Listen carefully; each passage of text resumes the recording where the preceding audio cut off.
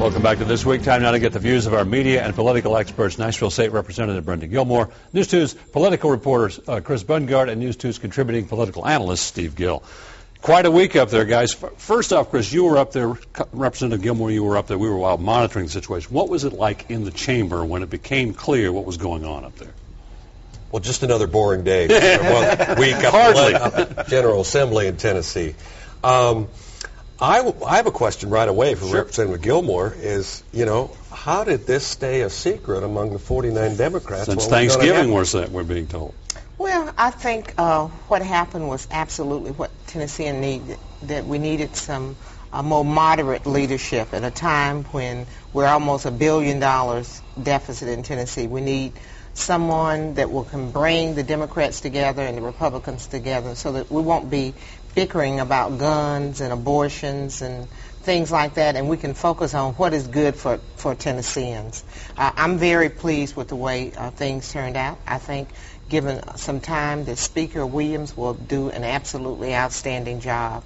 I think it was when it was clear that Speaker Nafee could not get an extra vote, then this was a second option for Democrats and Republicans to come together, and it's going to be the best for the overall House. Now we will hear the opposing view. Well, first of all, I don't think you're bringing Republicans and Democrats together when you bring a guy who had to lie his way into the position with 49 Democrat votes and the vote for himself. That's not a coalition access. That's not what was intended.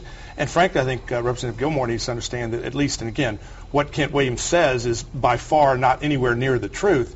But the idea that somehow you're not going to have issues like gun rights and pro-life issues coming up. He claims that he's pro-life. He claims he's pro-Second Amendment. So either, again, he's lying to them or he's lying to his constituents because he's not telling both sides the same story. We're all familiar with politics. Was this hardball politics at its utmost, or was this, as some claim, trickery and deceit?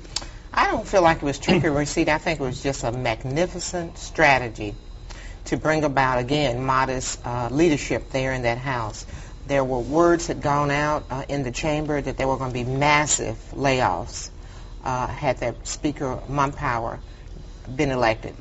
And I think that the staff was they were just nervous wrecks. They were all feeling very anxious, and most people felt like that this would be less disruptive to the overall workings of state governments.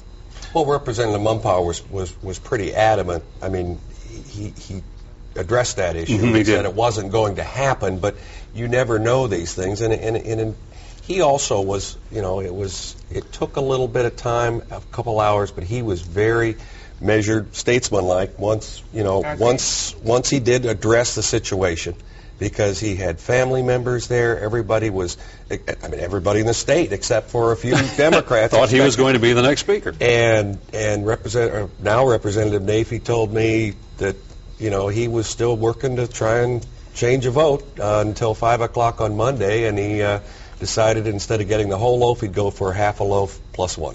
Well, and that's where the idea that there's no deceit here is just ridiculous. I mean, the deal was cut a couple of days in advance, and even on the day the vote was taken, Representative Williams was looking Jason Mumpower in the eye and telling him he was going to vote for him. He signed a pledge to vote for a Republican speaker and Speaker Pro Tem. Clearly, he didn't vote for Speaker Pro Tem. He voted for Lois DeBerry. He was telling radio audiences that he was going to vote for Jason Mumpower and told Jason Which Mumpower just an disputes what hour. he said. Yeah, it's just simply not true, and the radio tape tells the truth more than this speaker. It was lying, it was deceit, and frankly, Tennessee's got big problems, economic problems, and to have a person at the helm who can't be trusted at a time most government officials aren't trusted is not the way to go. Is this going to cause more turmoil in that it would cause more roadblocks rather than get things accomplished? Will fewer things get accomplished? And then I guess the question is, does it make sense for Republicans to kick him out? They then lose the majority. Well, I don't think they have a majority anyway. He's in the puppet strings of Jimmy Nafee. He handed the gavel right back to the speaker as soon as he was in. And frankly, if I'm the Republicans in the state Senate, why would you believe anything this guy says in terms of striking deals for legislation when he clearly can't be trusted? Well, and I think he's already said in his heart that he wants to be a Republican, that he is a Republican. He has Republican philosophies, and he really wants to stay in the party. And he's, I think, very gentlemanly says if the Republicans don't want him, that they don't have to take him to court, that he would gladly agree to leave. And frankly, we would love to have him in the party. I think he's an honorable man. He came in with me as a freshman, and I have found him to be very truthful and honest and sincere. And I think he has a desire to bring the parties together. He said that he was going to be fair. That was one of the first things that he said when he took the gavel over, is that I'm going to be fair to all Tennesseans. You talked with several Republicans right after the vote. Some were just livid. The next day, it seemed to calm down a little bit. A little bit. I mean, what strikes me in all this is who's really going to be the leader of the House. And, you know, there's a lot of Republicans, I think Steve is included in that, who believe that Representative Nafee will still, you know, be pulling the strings there. Speaker Williams seems to be, hey, you know, I'm my own man kind of thing at this point.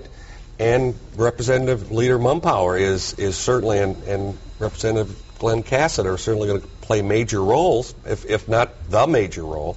So it's going to take some while, but now there's 3 weeks before the governor comes back with his budget proposal.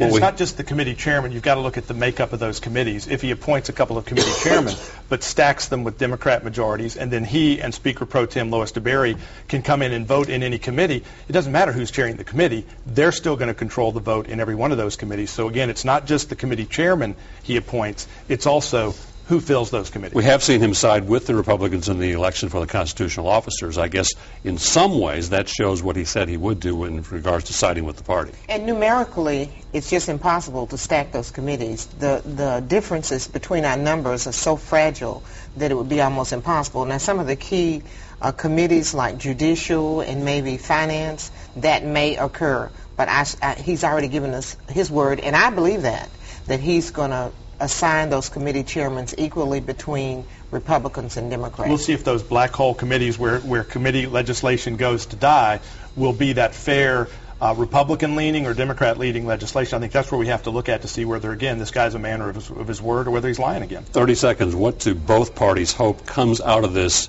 over this legislative session where, as you said, we've got all kinds of issues the state has to deal with? I agree. I think that the vision that all of us have and the commitment that all of us as legislators make, and even citizens of Tennessee, is that we're going to work together. We've seen it happen on a national level, and I think that as Tennesseans, we need to get in lockstep with the national movement and try to work together. Nationally, there's a lot of issues, and in Tennessee level, there's a lot of issues. 10 seconds. Deceit's not the way to work together. If this had been announced 2 days before and a coalition was actually put together, you might accomplish that. That's not what they wanted. Steve Gill, Chris Bungard, Representative Brenda Gilmore, appreciate your insight. Stay with us. This week continues in a moment.